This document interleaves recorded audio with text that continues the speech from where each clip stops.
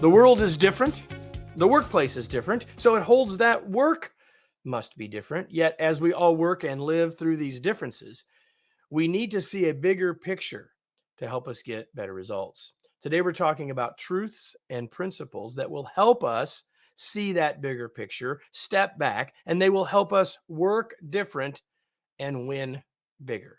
Welcome to another episode of the Remarkable Leadership Podcast, where we are helping leaders grow personally and professionally to lead more effectively and make a bigger difference for their teams, organizations, and the world. If you're listening to this podcast, you could join us in the future for live episodes and get the information sooner. We'd love to have you do that. And if you want to know when they're happening and where to join us, you can go to our Facebook, join our Facebook or LinkedIn groups. And here's how you can find those. You can just go to remarkablepodcast.com/Facebook or remarkablepodcast.com/LinkedIn to get in on all the fun and join us live in the future. Hope you'll do that. Today's episode is brought to you by our Remarkable Masterclasses.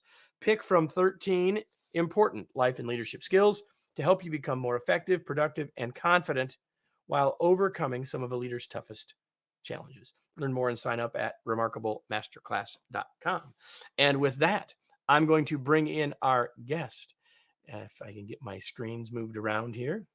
His name is Ilya Bonic. He is our guest. Let me introduce him, and then we will dive in. Ilya Bonic is an Aussie native who is based in New York. He brings a global executive's view to his work. As Mercer's head of strategy, he worked with the leadership team to secure Mercer's business continuity response to the pandemic. He is similarly focused on Mercer's business evolution as we adopt various generative AI tools to augment our own workforce, enhance our business competitiveness, and continue to make an ever-increasing positive impact for clients.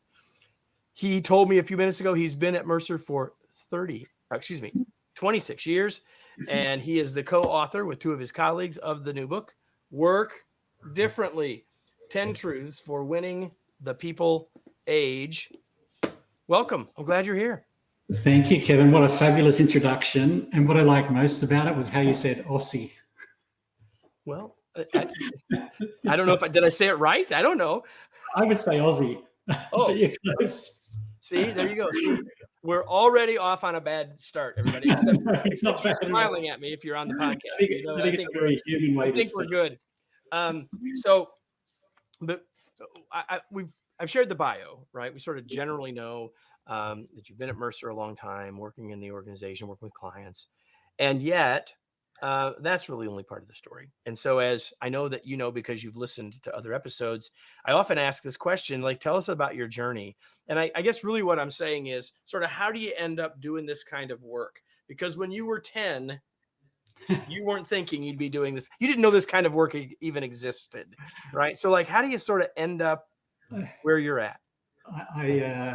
At 10, I did not know I want to do this. My dad was a steel fabricator. He ran his own business, and whenever I misbehaved as a teenager, he used to take me to work with him and have me clean steel just to discourage me from following in his footsteps. I studied psychology in university or college, as you call it here, and I wanted to do drug and alcohol counselling.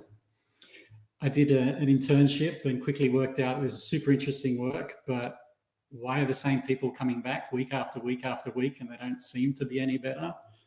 And so very quickly I worked out I like this work. I could see the impact that I could have, but I think I'd be burnt out after a couple of years of not seeing as much progress that I'd like. So I shifted my study to organizational psych and then moved into a career there in a space that was in Australia, we say remuneration consulting. Yep. I didn't even know how to pronounce the word. I walked up to my first interview and I said, I'm here for the remuneration consultant interview. Anyway, I got that. Joined a small business, became a partner very quickly. I have a kind of creative bias to my work. That business was acquired by Mercer, and then Mercer's given me terrific opportunities to work in Australia, in Asia, in Europe, and now here in the US. It's just been an incredible ride. Awesome. Yeah. Well, I'm glad that you're here. And the book is called Work different.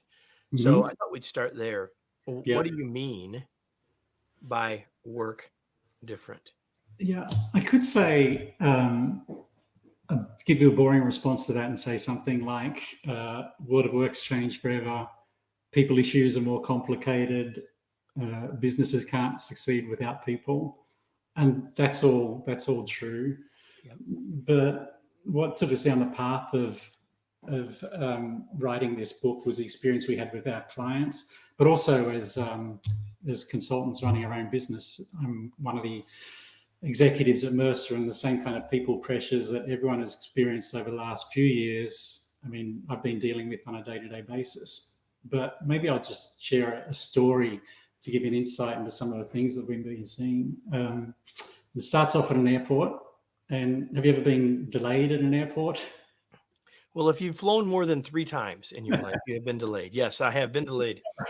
Have you ever overheard a conversation that you shouldn't have while you're waiting at an airport?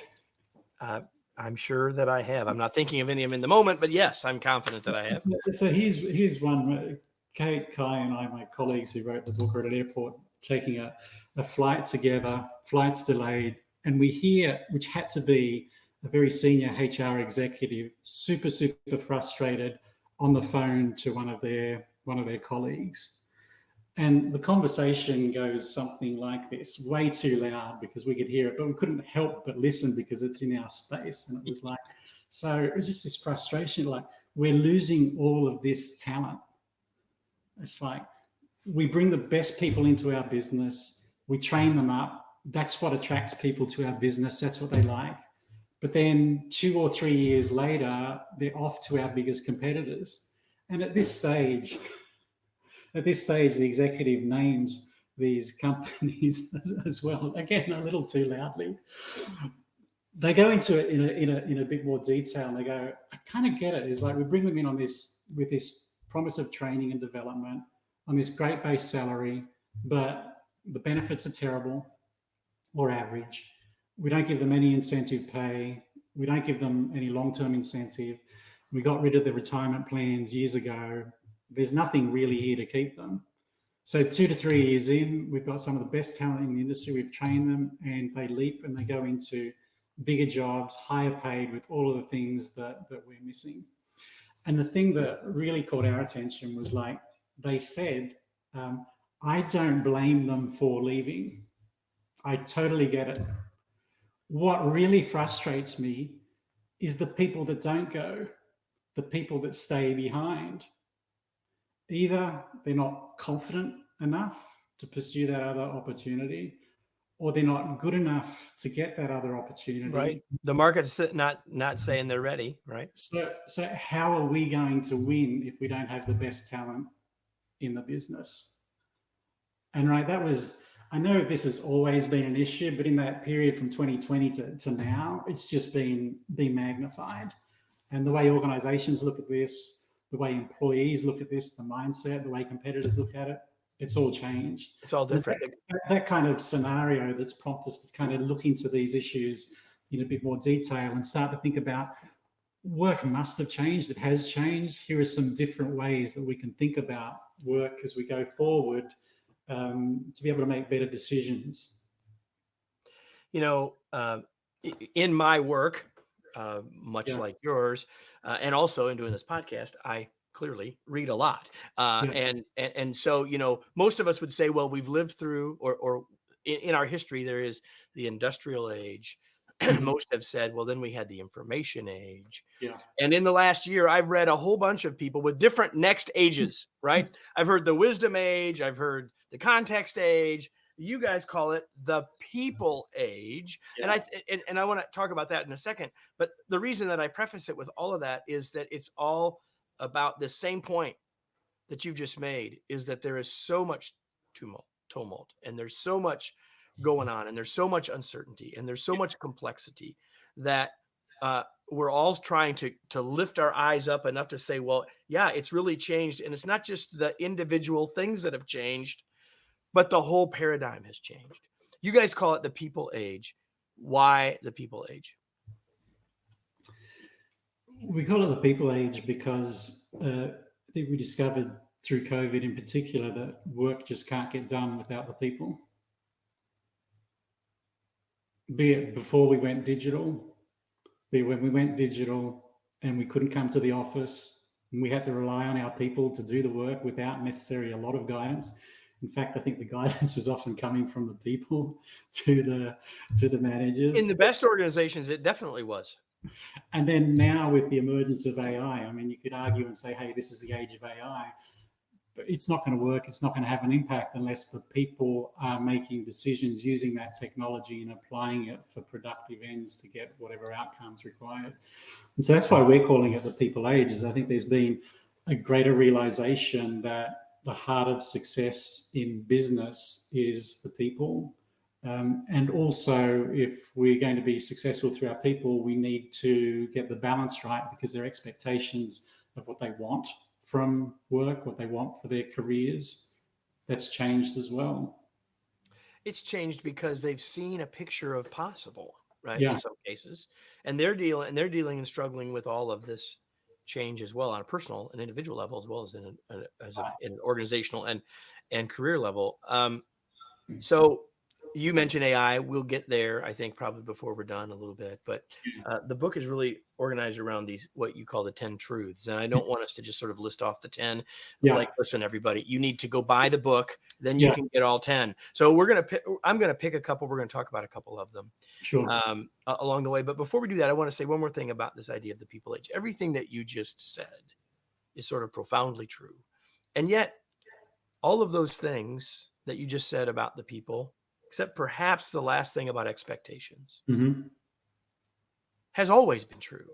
Right. So why is it so important that we finally actually act on those profound truths? Yeah. You know, before coming on, I mentioned to you that I downloaded and listened to some of your books, right? And the one you wrote before COVID was about being a long distance manager. And in your 2023 book about leading teams, I think you made a comment along the lines of, COVID didn't make this happen. It just accelerated things. You guys said the same thing in your book. Actually. I think, yeah, we're on the same page here. Is like these truths, I guess they're always there. They're just magnified through COVID, and they become so much more important now. And to your other point is like, once you've seen the other side, there's no going back. So there's no choice but to deal with it. I mean, take the conversation that seems to be going on forever is flexible working and return to office. I mean, there's no 5-day week anymore. And if we've compromised on 2 to 3 days, that's still a lot different than we were before. And we cannot go back. And in fact, there were so many organizations, and I think the banks in particular during, just after COVID were like, yes, we're going to get everyone back. Yes, we're going to do this. But they'd always backtrack, because whenever the employees or people, or we call them contributors in this book, had more power or more say, you couldn't do what the talent didn't really want to do. You had to follow the laws of supply and demand. You can't go against the grain that way. Well, you said something that we've been talking about internally, and Wayne, my co-author in the Long Distance Leader and the Long Distance Team and the Long Distance Teammate, all those have been talking about, and the word that you used is compromise. That I think that many organizations, leaders, and contributors all feel like they're compromising. And so we may end up at something in a year or two that doesn't look that different from where many organizations are now, but hopefully it's going to feel different, because as long as everybody feels like they're compromising, there's going to continue to be this unrest. You want to react to that? Thoughts and comments about that? Maybe with my business leader hat on is compromise does not lead to outstanding performance, right? But isn't that how a lot of people feel about all this? It leads to ordinary. And so there's another thing just about the book is like, yes, there's these 10 truths. I'm glad we're not going through each of them, because the way I like to think of it is have it as a reference to your side. When you come across an issue, just flick through. Is there a chapter that might inform something different? Or if you've got an issue, for example, like that airport scene that we shared, use it to diagnose the issue in a different way, and then maybe respond. And then it's the same thing with this compromise. All right, work with it, understand the issue, but at some stage, an organisation needs to make a decision around the direction it's going to go, the values it's going to have, what its strategy is going to be, and move on. It just needs to be more informed to make the right decision. But and it probably needs to be more holistic than many have. Yeah. We said early and during and post pandemic, we said stop writing policy and start doing pilots or trying stuff, right? Pilot, not policy. And I think that many organizations really still need to be thinking that way. And if they will, they'll be doing some of the things that you're talking about in this book. There's another thing that you said earlier. You were talking about as contributors. And again, one of the truths, everybody, and Ilya mentioned it, is this idea of we're not employees, we're contributors now, and thinking about it differently. But as contributors have seen a different way of working and have seen even a different way of their leaders leading, that it's hard to go back. And I think one of those areas, it's actually one of the truths about empathy. The idea that I believe that one of the good things that came from the pandemic is that many, many leaders figured out that they needed to lean into empathy. And many did. Right.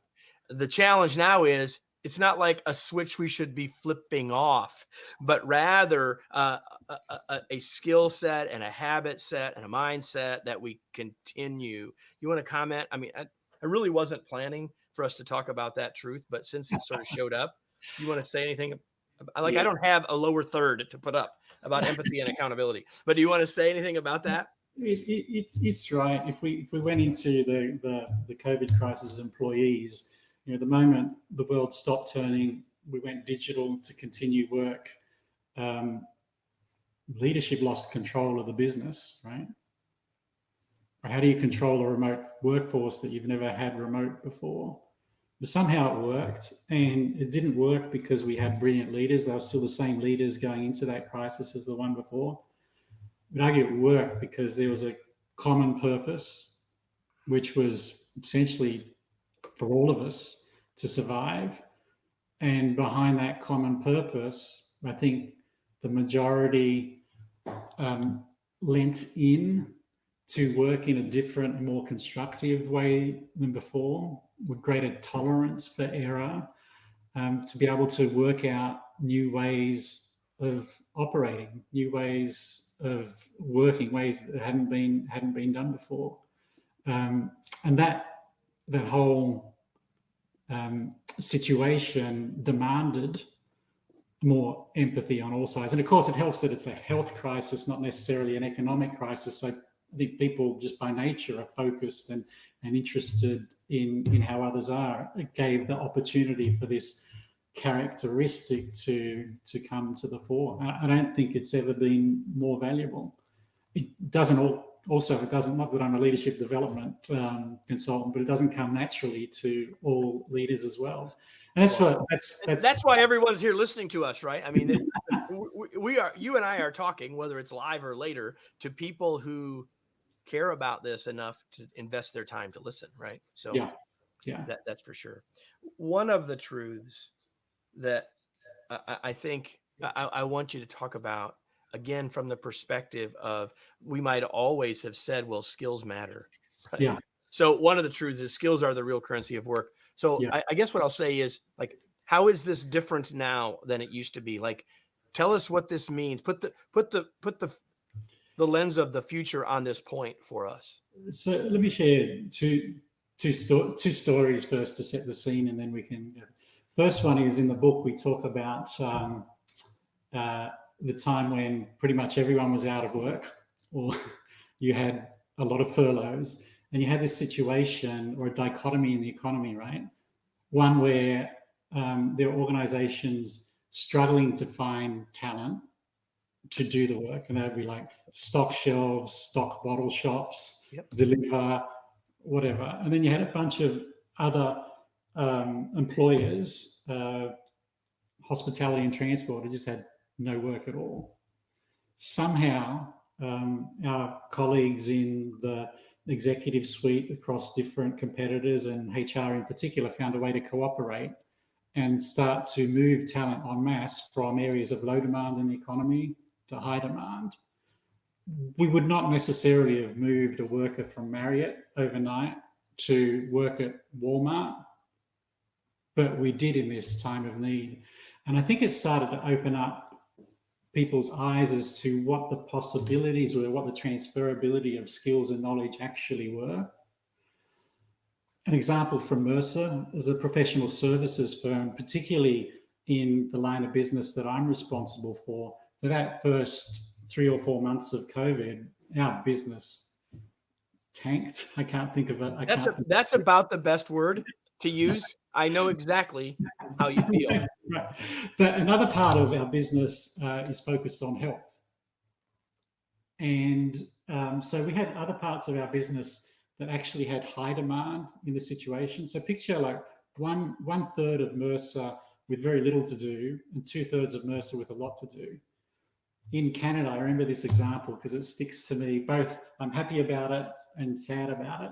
In Canada, our investment business, which was helps pension funds manage to get the returns for their employees for the long run, because of the volatility in the markets, it had more work than we knew what to do with.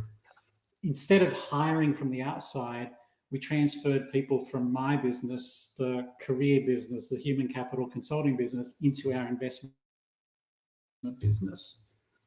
It never would have been done before, right? Our investment colleagues were before, would it? No, exactly.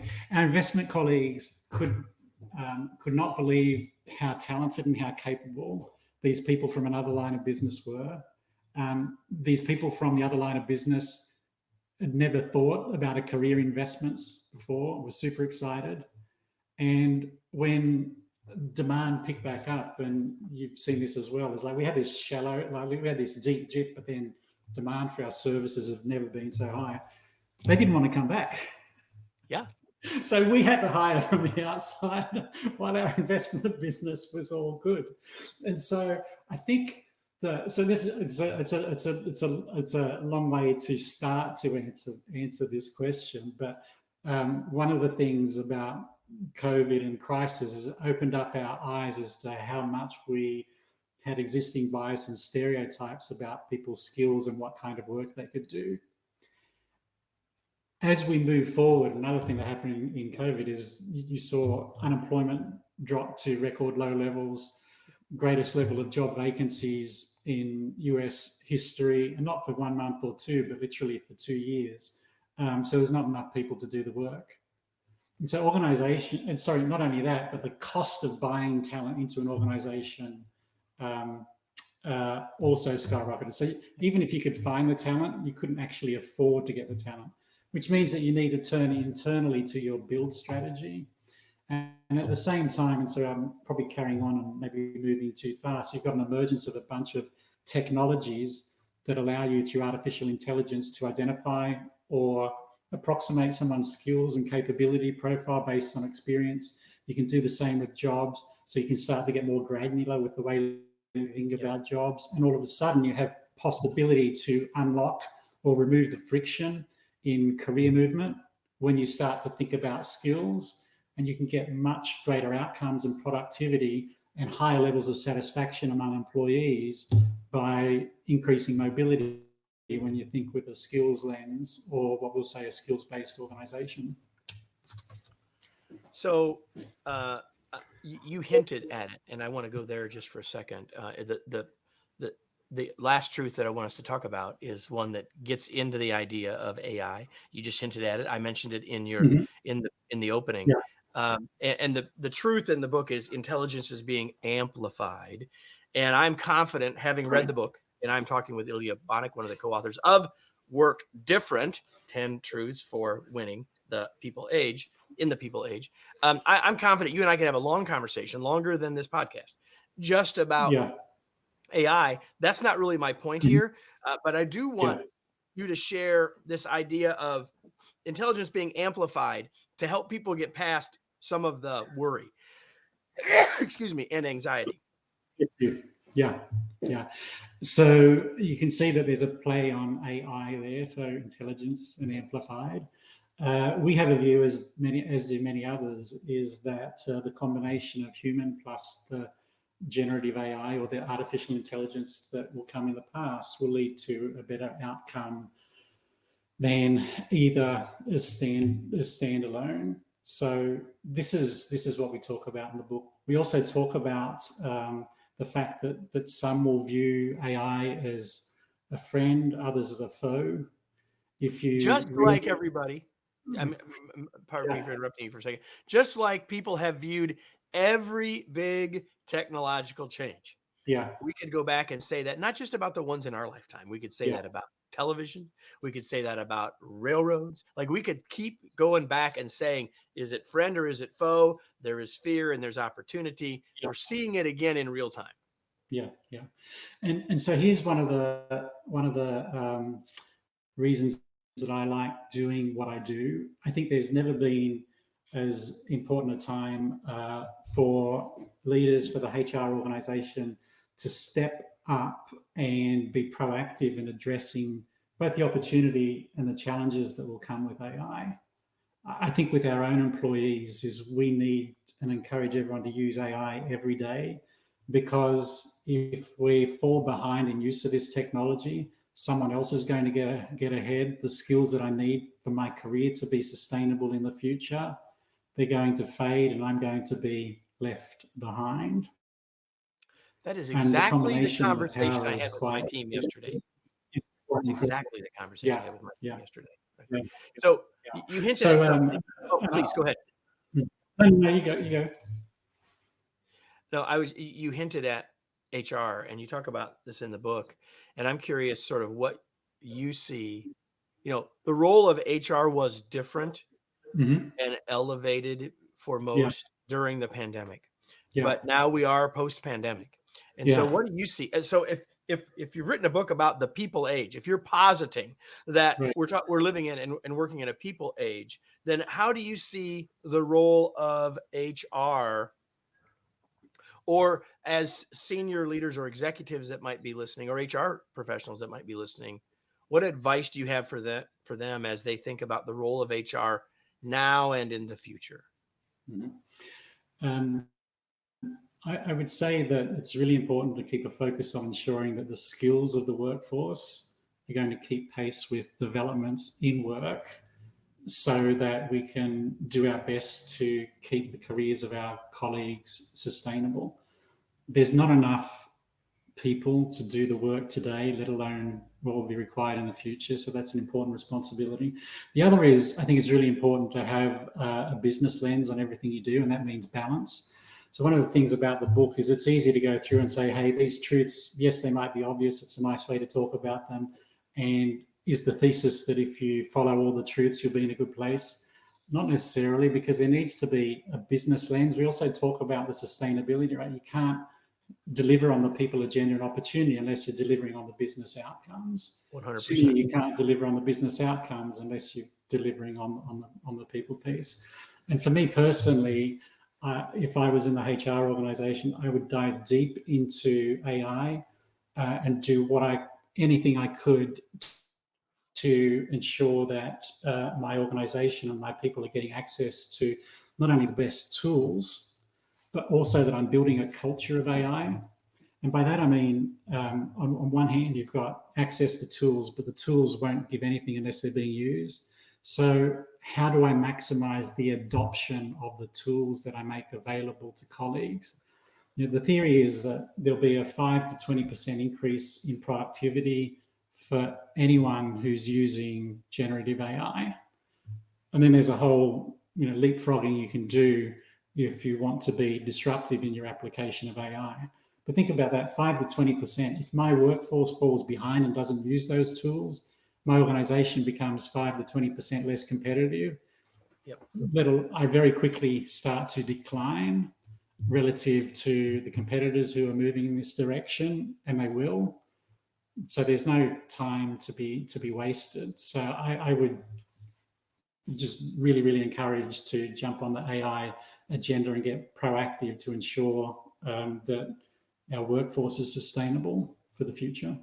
Yeah, I love that. And I think the only thing that I would add to that is it's we have to get people have access to tools and using tools, encourage use of tools and all of that. And then I think we have to help them think about it more than just, oh, I can do it to do this thing today, but help them Yeah. think about that maybe not the full leapfrog of a strategic in the organization, but like Yeah. starting to think about, okay, like how could we really Yeah.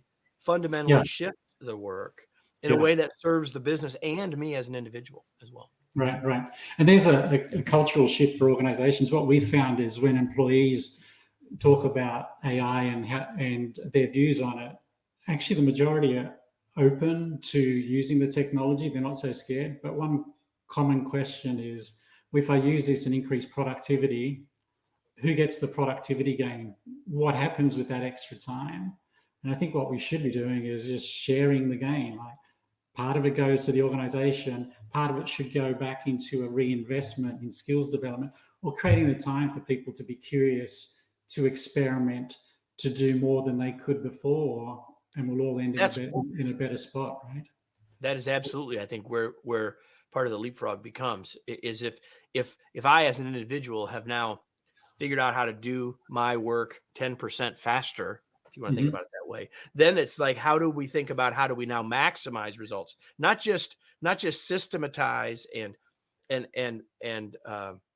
speed up the execution of, but how do we start to maximize? Augment is that word that you guys used earlier. So Yeah. we need to move on, and I've got a couple more things I like to always ask our guests. So I'm going to shift gears on you, and I'm going to ask you what you do for fun.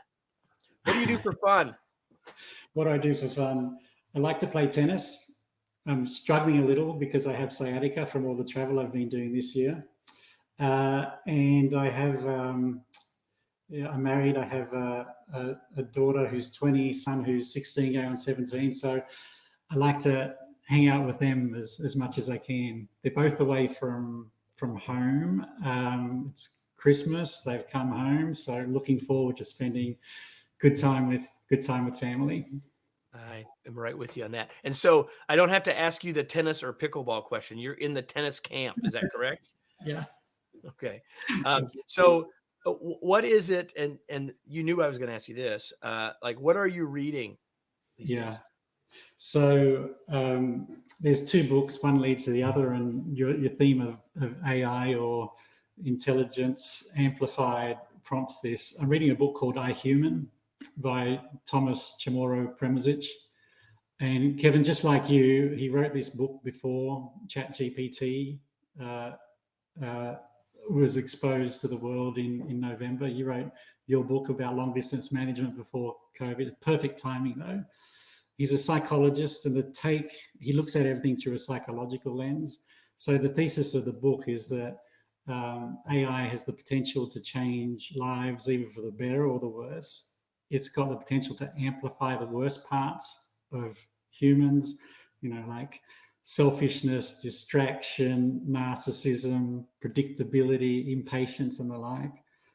But then there's the other side of curiosity, adaptability, empathy, humility that we need to balance.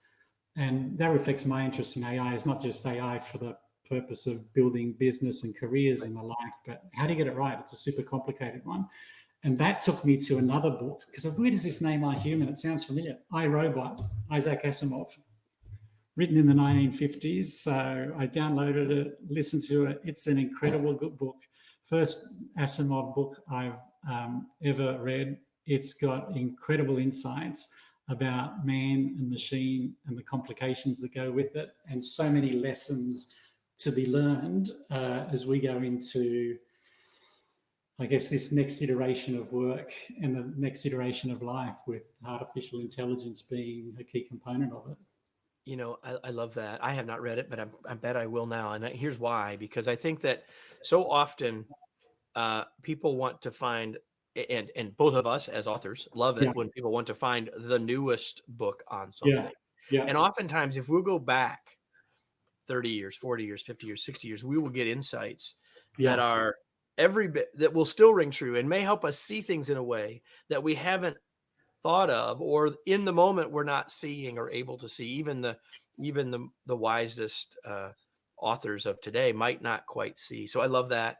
Yeah. I Human and I Robot are the books. We'll have those in the show notes for you, everybody. Here's the question that you most want me to ask, however, though, is where can people learn more about what you're doing? Where can they find you? Where can they get the book? I'll hold it up while you talk about it. Again, Work Different, 10 Truths for Winning in the People Age. Where do you want to point people? What do they need to know? Wherever you buy your favorite business books and mercer.com. And mercer.com, that's for sure. So I appreciate that. Before we go, everybody, I have a question for all of you. It's the question of application. And so we've spent the last 30 plus minutes talking about some ideas about work differently, about the people age, about how we need to adapt and adjust as leaders and as organizations to be more effective. And so the only real question that matters here is now what? What will you do as a result of what you've learned? Whatever items that you took from this, and rather than sharing what mine are, and I've got notes that I wrote as we were chatting, the question is, what are you going to do with what you just learned? There's something that you heard that leads you to a next step. If you just let that go past, like when this podcast ends, then you won't have gotten nearly as much from this than if you decide now to take that action. I hope that you will do that. Ilya, thank you so much for being here. It was such a pleasure to have you. I enjoyed the book. Please tell Kate and Kai that I appreciate their work as well. And thanks so much for being here. Great, I will. And so everybody, if you are here for the first time, welcome. You need to come back. And if you've been here before, you already know that back means next week. So wherever you're listening or consuming this podcast, I hope that you will like it and share it and all those things. You know what to do. And then you'll be back next week for another episode of the Remarkable Leadership Podcast. We'll see you then.